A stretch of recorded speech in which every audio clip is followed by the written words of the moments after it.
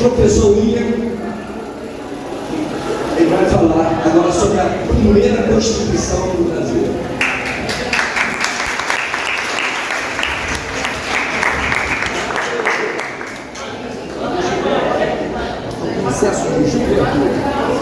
Gente, em primeiro lugar, bom dia. Como foi dito, meu nome é William, eu sou o diretor cultural do Círculo Monárquico do Rio de Janeiro e, paralelo a isso, professor de língua portuguesa e língua espanhola. Só que como professor já estou aposentado. Hoje eu trabalho no Círculo Monárquico como diretor cultural. Bom, falando, só recapitulando um pouco sobre a história da nossa independência. Vamos lá. Dom Pedro I, até então príncipe regente, vai para São Paulo para poder resolver um problema que estava acontecendo lá. Ele deixa a Dona Leopoldina, representada na bandeira pelo amarelo, conforme o Luiz disse, responsável pelo Brasil. E aí eu tenho logo de cara o quê? A primeira mulher governando o Brasil, Dona Leopoldina, ou Dona Maria Leopoldina. E aí o que acontece? O Brasil nessa época, ele não era totalmente autônomo, ele não respondia, ou melhor, ele não podia ser responsabilizado ou administrado 100% por ele mesmo. Parte da administração pertencia a Portugal. Essa administração em Portugal queria que o príncipe Dom Pedro, junto com a família, voltasse para lá. Sendo que Dom Pedro não queria voltar e muito menos Dona Leopoldina, porque o Brasil estava atravessando vários problemas. Um desses, como eu acabei de falar, em São Paulo, que ele foi para lá para tentar resolver. Nisso que ele está em São Paulo, ele recebe algumas cartas dizendo que ou ele volta ou ele volta. Não tinha meio termo.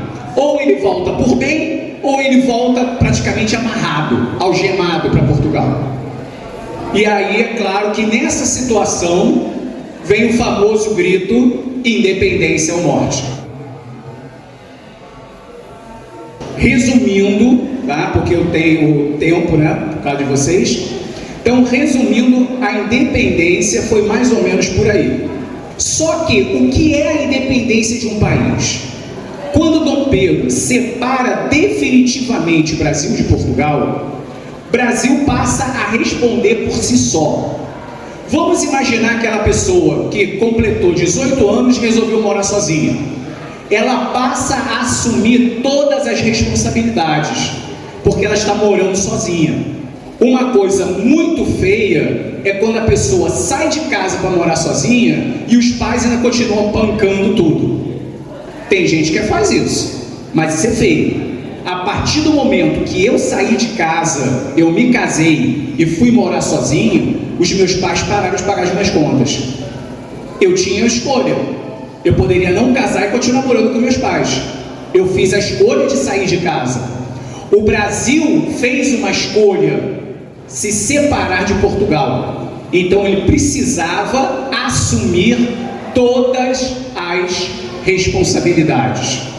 O Brasil hoje é uma nação independente. Nós não precisamos de mais ninguém para nos governar. Nós, o povo, é que nos governamos. Nós temos voz ativa. Mês que vem, em outubro, nós teremos eleições municipais, prefeito e vereador. Por quê? Porque o Brasil é um país independente.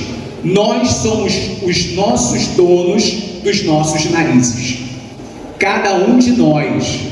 E vocês, hoje, não sei quem aqui já tirou o título, quem tem mais de 16 anos, se quiser, já pode votar. Já pode assumir essa responsabilidade, já pode se preparar para o futuro. Conforme a professora Marília disse, vocês são o futuro. E querem saber de uma coisa? Um dia eu já estive aí sentado. Um dia eu não precisei votar, porque não tinha idade, ou porque depois que tirei o título não precisava, não era obrigado. Hoje, pela minha idade, eu sou obrigado a votar. Eu tenho essa responsabilidade. Quem aqui acompanhou os Jogos Olímpicos, agora na França? Alguém aqui acompanhou a Olimpíada? Alguém aqui conhece uma modalidade, uma prova chamada revezamento 4 por 100? Alguém já viu corrida de revezamento? Já repararam que na corrida de revezamento, ou até mesmo na natação, no revezamento, uma pessoa dá início, passa para outra e assim por diante até o último. A política é a mesma coisa. Existe uma troca de geração. A minha geração, ela está hoje votando. A próxima geração é a de vocês. Como numa corrida de revezamento, vocês vão ter a responsabilidade do futuro da nação. Da mesma maneira que no atletismo, as pessoas que estão competindo no revezamento, cada um tem uma responsabilidade. Quem aqui gosta de futebol? Ninguém, né? Ninguém gosta de futebol. Já acompanharam algum jogo da seleção brasileira? Alguém já acompanhou? Já repararam uma coisa? Que quando a seleção perde, é a seleção, os 11 jogadores que estão em campo que perdem, não é apenas o goleiro. Muitas das vezes o goleiro pode levar a culpa, pode ser popularmente frangueiro, mas quem é que perde? É só o goleiro? Não, é a seleção toda. Durante a Olimpíada, aliás, para a Olimpíada agora desse ano, a seleção brasileira nem conseguiu se classificar. Na última Copa, a nossa seleção foi eliminada precocemente. Mas quem foi eliminado? Foi só um jogador? Não, foi todo mundo. O que eu estou querendo dizer com isso? Que todos nós somos responsáveis pelo Brasil independente. Todos nós temos essa responsabilidade. A responsabilidade não é só do político, é nossa, porque nós é que colocamos o político para governar. Ele está lá como nosso representante. Ele não está lá para mandar em nós. É o contrário. Nós precisamos ter essa consciência. Dom Pedro, ele foi aclamado imperador. O que significa isso? Depois da independência, o povo reconheceu que Dom Pedro deveria ser imperador do Brasil. Como imperador, ele tinha uma visão de que o povo deveria ser livre. Então é preciso trabalhar a liberdade e trabalhar a responsabilidade, as duas coisas juntas. Como nós estamos falando de um país, a liberdade e a responsabilidade, elas estão dentro da Constituição. A Constituição é que ela traz a nossa liberdade, os nossos direitos e também a nossa responsabilidade. E Dom Pedro, o que ele faz? Ele convoca uma Assembleia Constituinte. Essa Assembleia foi eleita. Só que um pequeno detalhe: alguém já viu político aqui no Brasil trabalhar direito? Já viram? Pois é, naquela época não era diferente. Existe um ditado que diz que a história se repete, e é verdade. Desde aquela época o político era meio preguiçoso. E a Constituição que eles prepararam, ela deveria ter aproximadamente uns 400 artigos.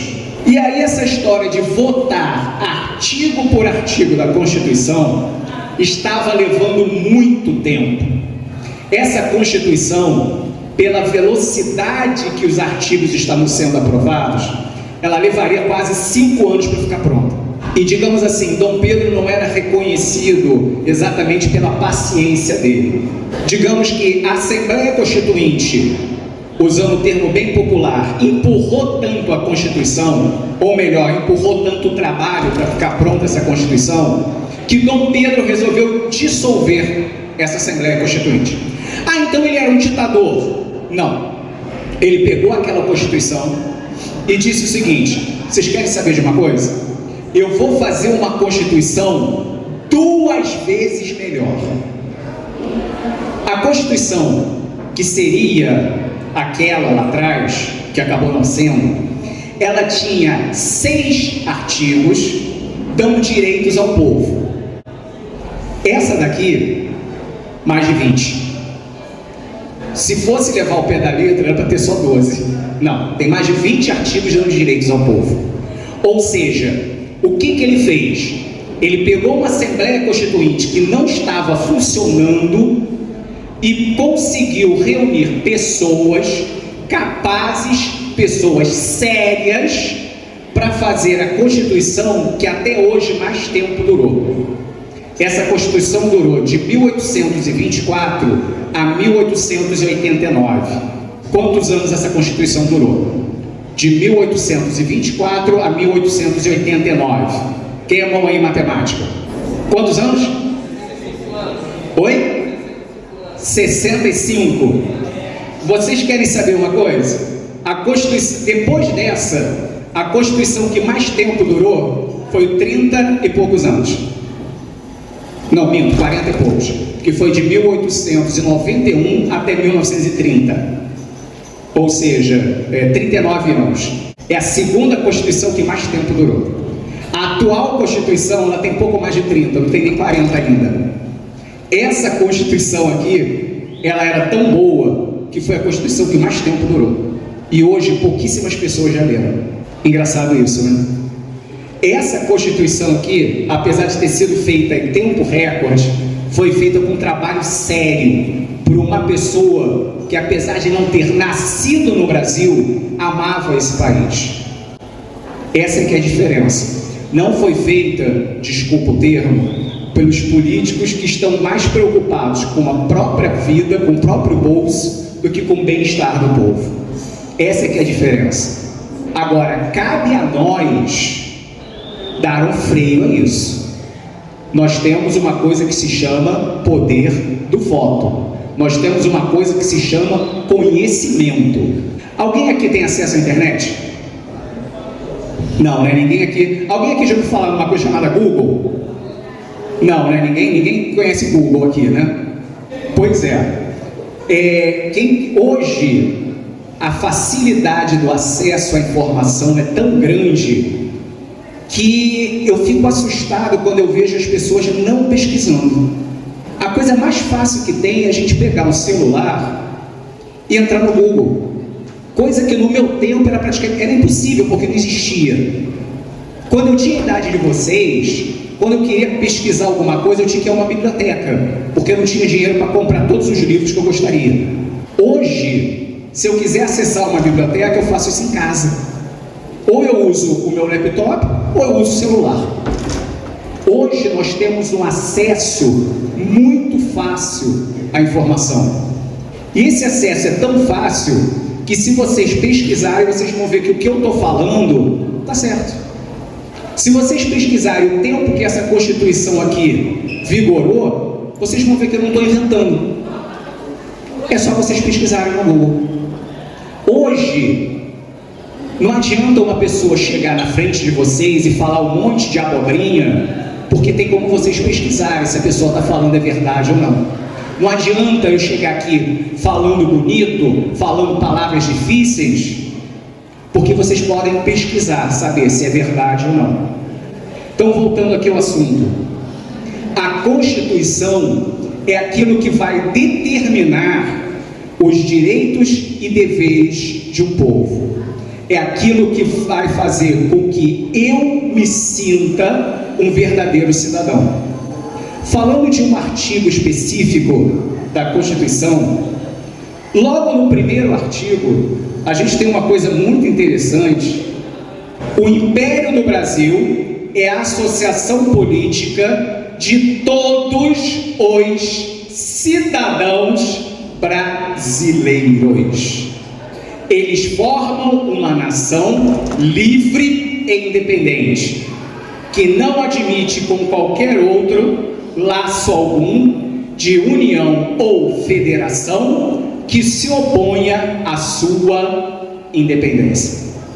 Na época do Império, vocês sabem o que era o Brasil? Éramos nós. os cidadãos. Sabe o que diz a atual Constituição? Que o Brasil é o quê? São os estados e municípios. Olha a diferença. Essa Constituição aqui diz que o Império, o Brasil, é o seu próprio povo. Olha a nossa responsabilidade, nós somos o Brasil. A atual Constituição diz que o Brasil são os estados e municípios. Tirou a responsabilidade do povo. Muita gente fala mal do Império. Eu não vou dizer que o período do Império, o Brasil era o paraíso na Terra. O Brasil tinha problemas, como qualquer país da época, no século XIX. Mas tem uma coisa: na época do Império, há 200 anos atrás, quando essa Constituição foi feita na tentativa de consertar os erros.